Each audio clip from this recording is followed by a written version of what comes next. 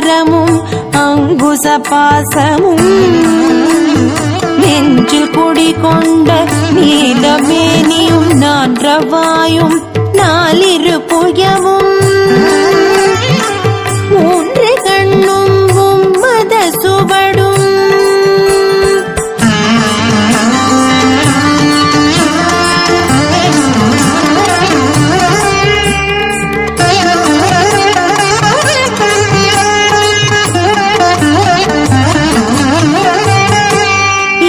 சேவியும் இலங்கு பொன்முடியும் திரண்டமும் பூரி நூல் திகழொளி மாறும்